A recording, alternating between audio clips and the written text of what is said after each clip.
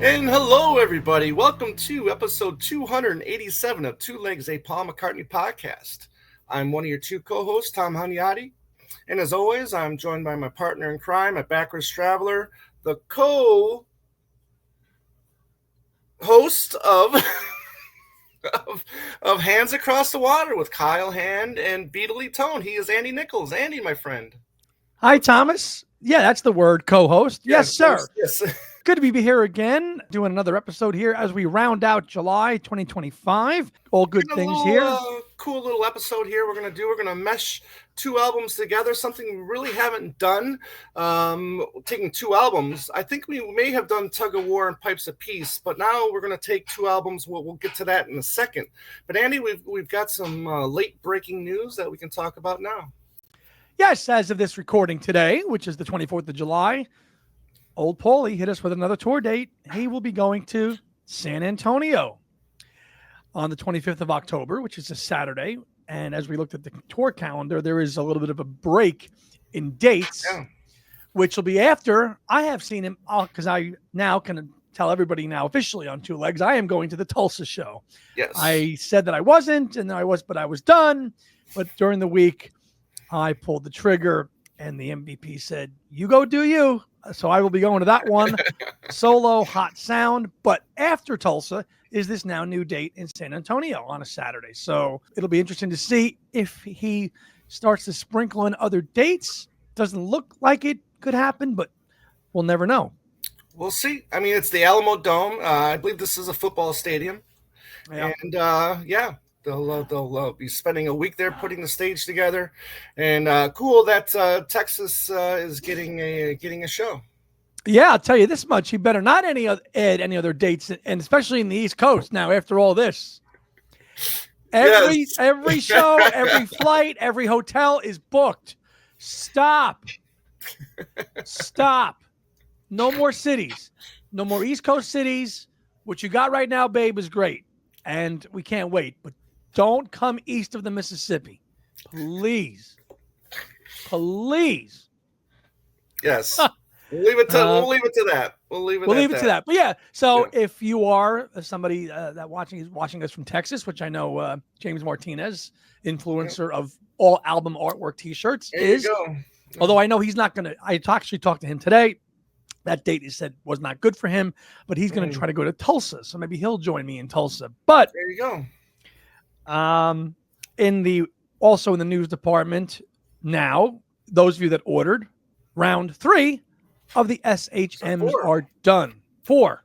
The fourth and final round, yes, I ordered from Amazon this time. Sorry, Paulie, but all the last 3 times I got them a week later after everybody else. They're coming via Amazon now, so they're already sitting there, and that should round them out. New would be nice to have an SHM of new.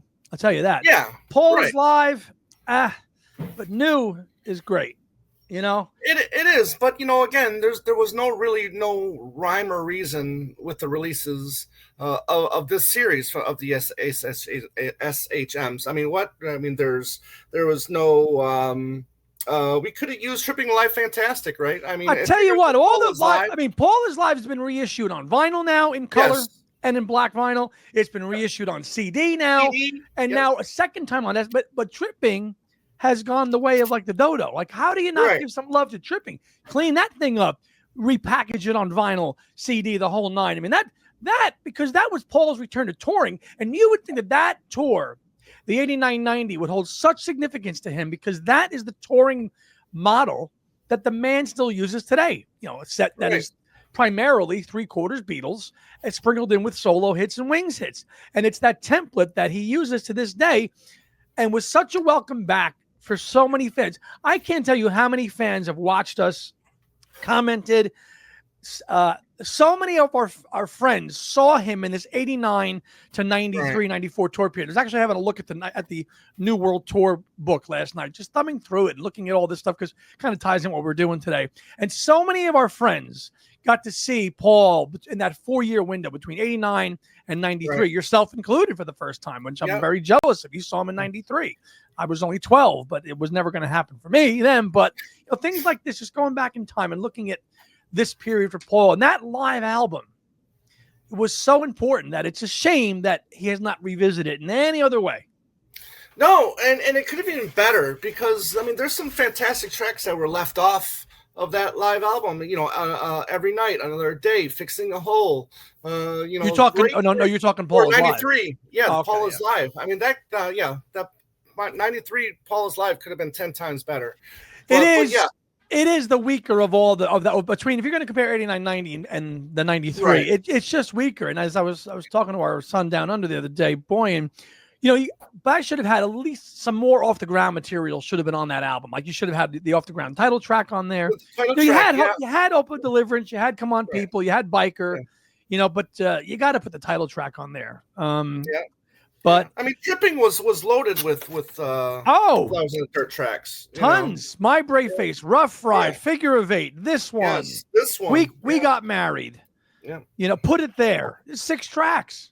Yeah. It's 6 tracks from the album on there. So right. And plus everybody complains about the production of that. It could use a remix on that live album. It certainly could. It really could. But that's not neither here nor there. The SHM should be done after that. They'll fit nicely on a shelf. I actually had to create another row of CDs now on top of this shelf to put them because I'm out of space now. Let me see if I can just turn it quick. The SHC, there they are. They actually all had to go up there now. Yeah. So those will be nice to listen to. I think I will definitely throw in New first for sure. Yeah. Great record. And that's about it. Other than the news, we're all kind of locked in with our dates for our Paul concerts for the fall tour. And it's going to be pretty exciting. And we've got the fest coming up in about 2 weeks' time. So we're doing a presentation on Chaos and Creation, 20 years on, a retrospective, and what the 20 years has been for Paul since. So don't know the date or time of that panel. As you know, in true fest fashion, we'll probably know that about a week before the fest. Right. So watch this space for more details. But in terms of today's show, we've dubbed it Flowers in the Ground. Flowers in the Ground. Flowers in the Ground. If you had to take the best of both albums and make one and mash it up, what would you take and what would you pick? How would you sequence it? And we've done that, a proper album, 14 songs, 7 from each, to make a playlist of a new album called Flowers in the Ground, which is what we've dubbed this one. What'd you think, Tom? How did you come up with this one? Very easily. I mean, I took my favorites. I kind of made it, listen, this is kind of a transition for Paul that I'm not really the biggest fan of. To be honest with you, I'm not the biggest fan of the band. I'm not the biggest fan of the sound. I mean, I don't think it's a very rocking band. I mean, there's some rock elements, but it's a far cry from those 70s bands from the Wings, So I kind of just made it a more kind of smooth type. I mean, some rockers here and there, but this is more of a mellow album for you. For me. Yeah. Incidentally, too, before we dive into what we would create for Flowers in the Ground, there was a new interview that popped up with Robbie McIntosh. Did you take a look at that? Not yet. That was really telling. It was great to see Robbie McIntosh talking about his time in the band because, as we know, everybody in that band during Paul's period, including Blair Cunningham, is really tight-lipped. They don't really speak too freely about it. But Robbie spoke for it's a long interview. It's like 35 minutes, but he devotes about 15 minutes to Paul. Really interesting. And think about this, and I won't spoil it all for you, okay? Robbie brought Wix into the band, and Wix still remains. How cool is that? Yeah, that's very cool. We know Chris Witten was already with Paul, as you know. Yes, it's 87, I believe. Right, and then Hamish. So Chris came in first. Then Hamish. Right. Then Robbie, and then Wix. And that's how that band was built. And I think a lot of people like to frame that band as the Flowers in the Dirt band, but they're really not. It's the off the ground band. Flowers was pretty much all well and done by Paul, with some flourishing from other people on there, because when you watch the videos, you see the band, you see Hamish, you see My Brave Face, you see that band, but the album had already been done. Then all those guys kind of came in at the end of Flowers in the Dirt. By 89, when he was preparing to tour, he got the band together. But this core lineup really got together for Off the Ground, by which time Chris Witten had left. Blair Cunningham came in because Blair had drummed in the Pretenders with Robbie. See, so Chrissy Hind, as we know, was friendly with Linda. So that was the kind of networking. And Robbie explains this in the interview, which was, we'll have a link to it below if you haven't seen it yet. Really good interview. So, Robbie was in the news. We thought, well, why not revisit this? And it's a topic and a period that a lot of our fans and viewers love to talk about. Serge in particular. Serge, if you're out there, Serge, I think Serge likes to compare this band to Wings. Serge, all due respect, I love these guys are good, but they ain't touching Wings. This is, for me, if you want to, I like this word. I don't know why, but it's adult contemporary. I mean, this is more of that style. Other acts at this point in time were getting in the charts as an adult contemporary chart. I mean, Elton, Clapton, Steve Winwood. These guys were. I mean, if you want to label it, I know people don't like being labels, but this is how the charts did it. They labeled it adult contemporary, and I feel like he fit the mold. This is him hitting that adult contemporary. Yeah, in my opinion, fair enough. Yeah, fair enough. Which one might argue started with Press to Play, maybe, possibly. Could, yeah. If you want to say that, even the songs from the Return to Pepperland, can be starting to take a adult contemporary sound. Well, following that Billy Joel model, right, with Phil Ramone. Yes, sure. Yeah. Speaking of which, side note, there's that new documentary which has a little bit of Paul in too. I have not watched it yet. It's on my list. Have you? Not yet. That's HBO Max, was it? HBO Max. Part 2 drops. Will have dropped already. It drops tomorrow. But part 1, I was talking to my dad. It was a doozy. Part 1 was 2.5 hours. Wow. Part 1. So that's fantastic. You gotta love a documentary when it takes its time. Let the time run. Don't rush it. I hate these documentaries that are 90 minutes and they're talking about a band that had been together for 50 years. I know, right? Follow Peter Jackson's model there with Get Back. Yeah. Make it comprehensive, right? Yeah. Excellent. Yeah. Glad to hear that it's longer rather than shorter. Yeah, it's called And So It Goes. So that actually looks like it's going to be pretty good. So So I guess we could tackle this in two ways, Thomas. You want to just do track for track, or you want to do album side, track by track? Let's do an album side. Yeah, let's do an album side. Let's do an album side. All right. So you kick off Flowers in the Ground, and what does side 1 look for you? Flowers in the Ground. We're going to start off the way Off the Ground starts. So we're going to go with Off the Ground. We're going to open that up that way. Then we're going to go back to Flowers for We Got Married. Okay. We're going to go to Off the Ground for the third track, but, I want to cheat a little bit, and I want to put the version that's on the Flowers bonus disc, and that's the Lovers That Never Were, because I just love that vocal so much. You want the demo. You want the demo. Yeah, I want the demo version. But, I mean, if I, whatever, the one from Off the Ground is fine. Track 4, I'm going with I Owe It All to You from Off the Ground, followed by Distractions from Flowers in the Dirt. Track 6, we're going Wine Dark Open Sea. And then track 7, we're going to end side 1 with Put It There. So, yeah, very, very adult contemporary, not really much rocking going on this one. But it's a track listing I like, and these are my favorite songs from the two. I like the adult contemporary aspect. There is not a lot of rockers, I don't think, on either of our lists here, right? Because there's just not that much on here. It's that adult contemporary sound, which is fine because I think the records are fantastic. I think they're great records on their own. They're just a different, mature, older Paul sounding, and I know. You feel Flowers kind of Flowers trails off in strength and quality, right? And a lot of people might argue that Off the Ground edges out Flowers in the Dirt. I know that's kind of what I think. A lot of people would say Off the Ground edges out Flowers. Ask me which day of the week, and I might change my opinion. But I'll read my side 1, and then as we use side 2, I'll do my side 2, and we'll match up and see in typical Andy and Tom fashion where do we line up and match up on songs. 14 tracks. I'm going to say we probably match up on, say, 8. 8? Yeah, I'd say 7. 7 or 8 is a fair number. Yeah. All right. Side 1 of Flowers in the Ground, Andy style, opens up like Flowers does properly with My Brave Face. You can't go wrong with that. That's a one of Paul's best album openers of all time. Agreed. Also the Elvis co-write. And the second co-write on track 2 would be another co-write from Off the Ground, Mistress and Maid. So that's my second track. Continuing it, track 3, Hope of Deliverance. Then keeping the acoustic vibe going. Then going to go with Put It There. Then going to go back to another co-write, which is The Lovers That Never Were, the Off the Ground version, because I think that one is, I love the demo. It's charming. Yeah. The vocal is, as you mentioned, is killer.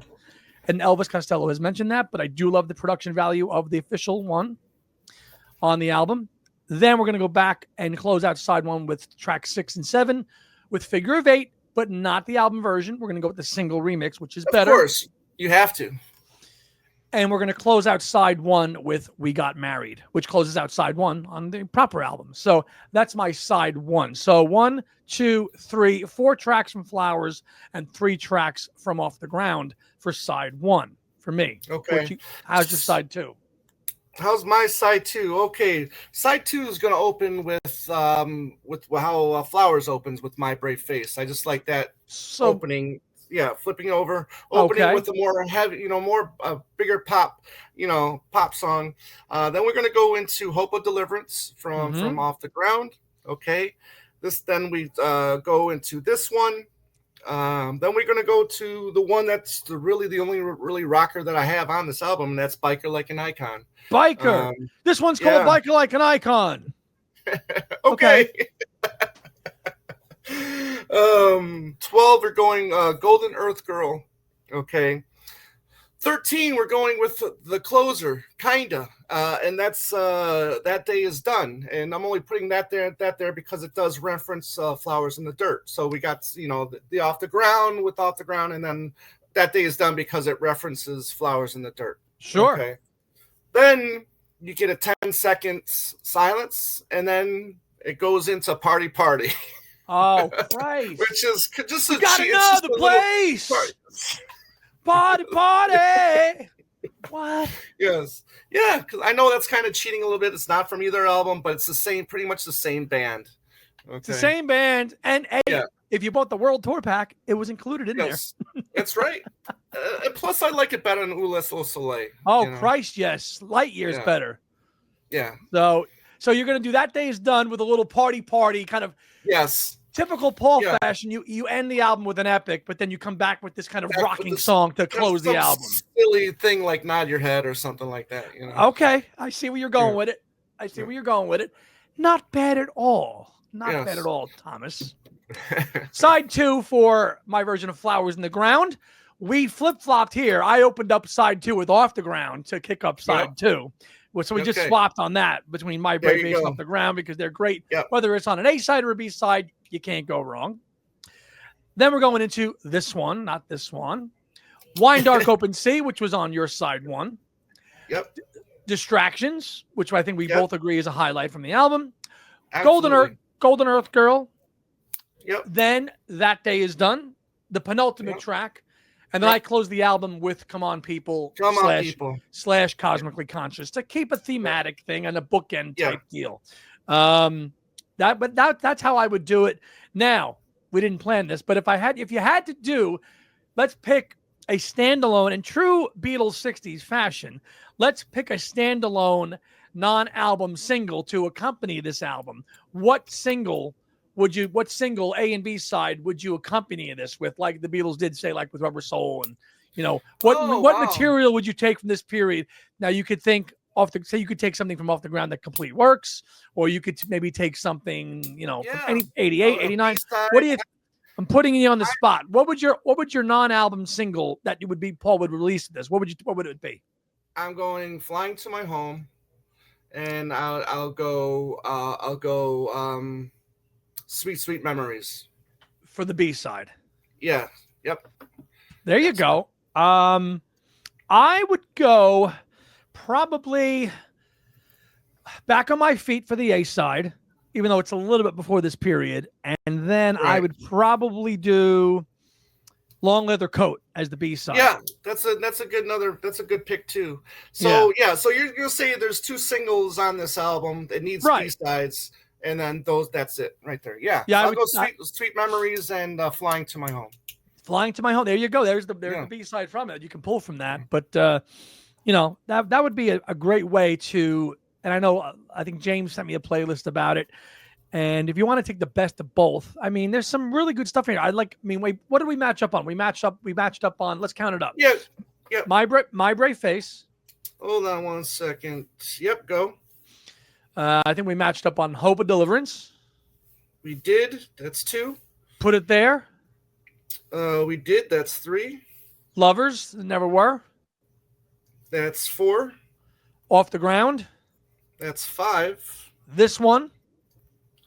That is 6. Wine Dark. That is 7. Distractions. That is 8. Golden Earth Girl. That is 9. And That Day Is Done. That is 10. So we matched 10. on 10 songs, buddy. So we feel pretty similar about the best material on both of these albums, then I would think. I would think that's an accurate statement. You didn't have We Got Married on there, right? I had We Got Married. So did I. So then it's 11. Oh, that's 11. Wow. We were really close then. So wait, I had something. I'm trying to think. What did I have that you didn't have then? Mistress and Maid. So, yeah, you had Mistress and Maid, and then I had I Owe It All to You. Right. And I also had Biker Like an Icon. Yeah. And then I had Party Party. Right. There you go. There's the difference. Right. Yeah. For sure. And you had Hope of Delivery. Yeah, we had that too. Yeah, we both had that. Yeah. So that's 11. That's crazy. So where are you like the closing? I mean, I think we all can agree that maybe Come On People is a better closing track than Motor of Love. Hands down. I mean, not including Oh Listless Soleil, because that was just the CD version. It didn't close the album version. No, CD and cassette. CD and cassette. Right.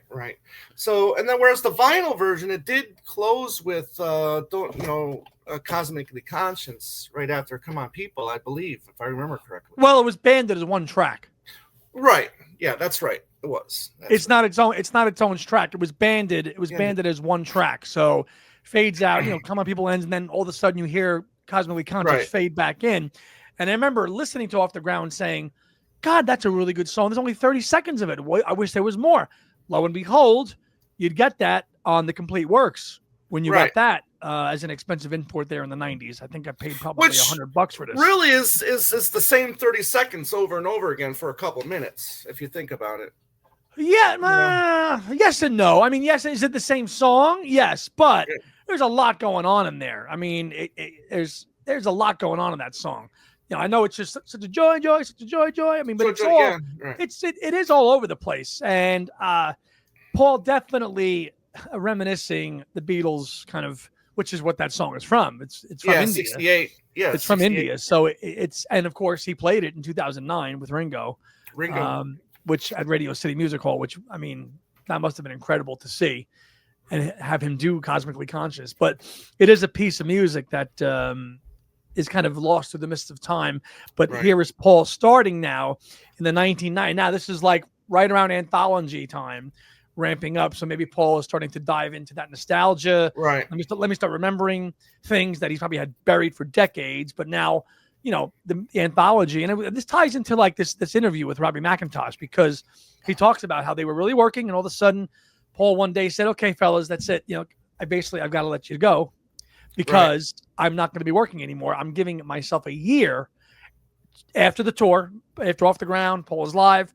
I'm going to spend the next year doing the Beatles anthology. So he really didn't need them. So, and of course, Linda got ill after and Flaming Pie, and he wasn't really going to bring those guys back. He didn't have any need to. So no, none. But you can hear it in Cosmically Conscious. You can hear Paul making that move into Beatles nostalgia and really diving into the Beatles anthology project, which of course he did with both feet, because Paul loves being a Beatle. So he's going to jump in with both feet and start remembering things. That's why his tales and his stories, he comes across so engaging in most of the anthology. And you hear these stories about Cosmically Conscious and going to India and things like that. But this is the start of that period. And it's really the end of, as you said at the top of the show, like the adult contemporary, late 80s model Paul, before he started Flaming Pie becoming very much more inspired by Beatles and whatnot. Correct. Do you consider this a good 1-2 punch of albums? Back to back, a good 1-2 punch. Kind of like maybe like people will consider Band on the Run and Venus and Mars a good 1-2 punch. You know what I mean? What do you think? I think it's a good 1-2 punch. I'll tell you what. I think it's a stronger 1-2 punch than Tug of War and Pipes of Peace. Because those agree. I can agree with that. People bookend those albums, right? You bookend, Venus and Mars, Band on the Run, Venus and Mars. They get put back to back, right? Tug of War and Pipes of Peace obviously doesn't hold up as strong, although Pipes of Peace is a sentimental favorite. Critically looking at it, it's just not going to stand up. Well, but Tug of War is Tug of War is a knockout, whereas Pipe of Peace is just a little jab. And that's fine. And you can love a little jab. I love a little jab. It's fine. But if you're looking at it critically, it's not nearly as good as what those albums are. These two albums back to back stand up pretty strong, even though they are, as you say, adult contemporary, whatever. I think that they actually are stronger together than Tug of War and Pipes of Peace. They do. They do stand up better together than those two records. I would say to your point. Yeah, I can buy that. Yeah.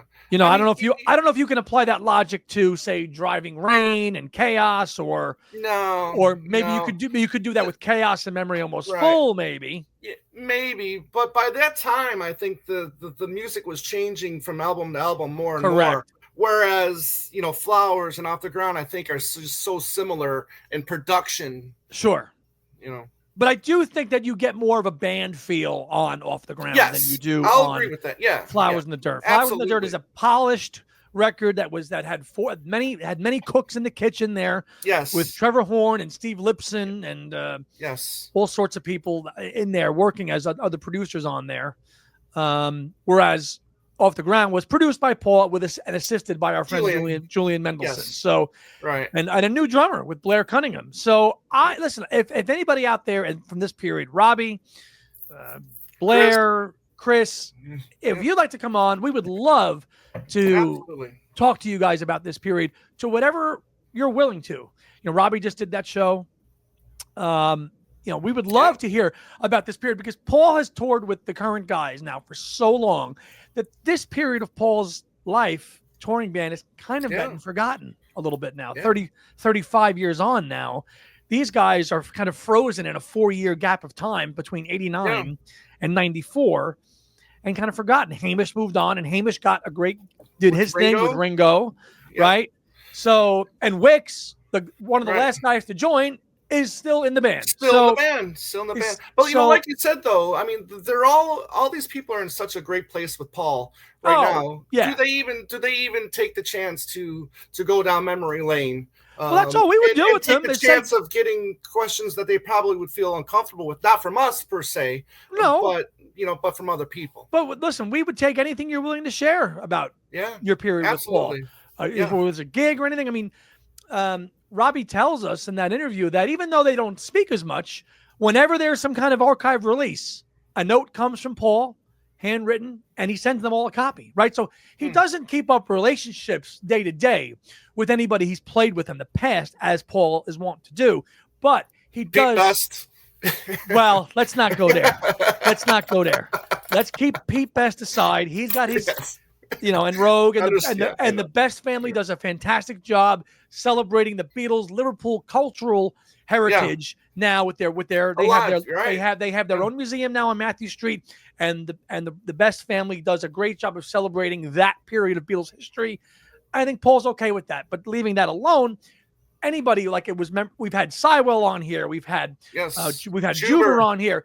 These are people that he doesn't talk with a lot every day. But when there's a project involving any one of these members, Paul is sending them a complimentary copy with a note saying, "Hope you're doing well." Like he sent Robbie McIntosh a copy of the 7-inch singles crate. Right. That's great. Nice while he doesn't keep up day to day, nor should he have to, he's doing his own thing with his own band. It's nice that he doesn't forget about them. So that must make them feel really good. So guys out there like Robbie and Chris Witten and Hamish, I think you guys are all great because you've all respected Paul and you've worked with him and you respect the time that you had with him. You've never exploited him and you speak really fondly about him. And I think that's what it's what he appreciates and what he respects and Absolutely. values. So if that ever was to happen on this show, it would just be an extension of the same thing. So there's your open invitation. There it is. Past Very members good. Of Paul's touring band, including Wings. Anybody else? Right. But we've just about covered it all, buddy. Yeah, we have. Now let's get that new album. Before we sign off, shameless plug here, okay? I finally started diving into Ian Leslie's book. Ian, I did email Ian, and Ian is inundated with podcast requests. He declined us. I'm really sorry about that, and I want to give a quick shout-out to our friend and fan on the run, Joan Borelli, because she dived into it. Of course, I've got about 7 books that's on my reading list, as well as working on my own. Yeah. But I finally, in the last few days, really started to dive into this book, and what a awesome book, and a really deep dive into the relationship of John and Paul through the songs. So he's picking the songs all the way back from Liverpool days, and he goes all the way. Now I'm only up to chapter 4 or 5. What am I up to? I'm up to Please Please Me, page 80. But he's picking these songs as unifiers and things that are symbolic of their relationship. He talked. There's a little chapter about Till There Was You, how Paul used to do it, in Germany, and John used to take a mickey out of him. There's a chapter on Besame Mucho. Really great stuff. And I got to give Ian a lot of praise here. I'm only, again, a quarter of the way through the book, but I am absolutely loving it, and easily one of the best Beatles books I've read in the last few years. And I'm only 80 pages into it. So highly recommended. Highly recommended. Yep. Since you mentioned it, do you want to remind people about the book that you're working on, or if people haven't heard that yet, that you are working on a book? I want to give a little bit of information on it. Go ahead. Or do you want to keep it? Those that know, but I'm not going to tell. I'm not going to broadcast it here on the show. But yes, I am working on one, and I've been talking with a good friend of ours, one who that you know pretty well, who's helping me with a deal for that book. But it's coming out, I would say probably within the next year. It's going to be like a typical 135, 150-page type book. No big thing. But yes, I'm working on it. And somebody that we know has offered me a deal to publish it. So I'm really happy to share that. But I'm not going to share just what it is yet. But somebody out there in Two Legs, Discord, Patreon land do know about that. So, and but stay tuned and watch this space for more info. And also a quick shout out. Best wishes to Susan Gagney as she recovers from a recent medical issue. Yep. Susan has been off the grid for a while. Missed her on a few lives, and she is recuperating, and I hope that she's doing well, and I hope to see you on the next live show soon. Susan's been hanging around us for a long time, many years now, and we're always very appreciative of her comments, questions, and her knowledge of MPL, and she knows exactly when Paul is getting the rights back to his songs, and she gives us all that information. So she's a very knowledgeable person. She is, and we wish her the best. So that's going to do it, brother. Until we find out more about the fest, this will be our last episode, probably before the fest. So August hits, we take the beginning of the month off, and we'll be in Chicago before you know it, man. Looking forward to it. It's always a good time to hang out with you, the MVP, and all of our friends and podcasting family, if you will, get together, get some good dinner, some drinks, and have a good time. Like I said a few months ago, we got royalty flying over here with Mrs. Beatles Tone and Beatly Tone. Roll out the red carpet. God save the king. Let's go. It's going to be roll a great it time. out. I want everybody in that hotel to stop. When he walks into that lobby, I want them to stop. Bow your heads. That's it. I want them to start playing that song. God bless our holy king. I want everybody to do it. And do it now. Do it now. That's right, baby. So excellent, buddy. All right. Well, again, if you want to get a hold of us, if you got a question, comment, you can email us at twolegspodcast@gmail.com. You can find us on social media on Facebook, Twitter, if you want to call it that still, or X or Instagram at Two Legs Podcast. X, yes, Two Leg Podcast. You can find us there. Andy, our Discord family is growing. Let's talk about that for a second. Wanted to mention that real quick. Yes, we are having our end of the month listening party. If you are on our channel, you saw a post under the community tab. I did post a flyer for our listening parties. We hold one of those once a month, usually the last week of the month, usually on a Wednesday, usually on the 30s, because we like doing things on the 30s. And we have done we did Venus and Mars. We did Return to Pepperland. I think we did another one too. I forget which album we did. Was it new? Yeah. No, Egypt Station. We did it. Egypt Station. There you go. And now we're doing Red Rose Speedway. So one of the perks, if you join our Patreon, and we just got a new member today, so thank you very much for that. That's one of the perks. You get invited to the Discord, which is it's 2 legs off the air, social media, sharing all kind of Paul news, gossip, Dutch imports, rumors, things like that, and also the ability to connect once, every few weeks and do a listening party and just shoot the shit. So it's a without nice getting way. Without YouTube knocking us off, too. Oh, yes. It's all private. It's all done offline, but it's a great way to connect. And we've really connected with a lot of people through that way. Yes. So think about that, too, if you'd like to join us that way and support us. So, yeah. Absolutely. Okay. And as always, if you're checking us out on YouTube, please subscribe. That we're continuing to growing on YouTube. We want to keep that going. So as for Andy Nichols, I'm Tom Hunyadi. And as always, everybody out there, have a great day and a beautiful night. Take care.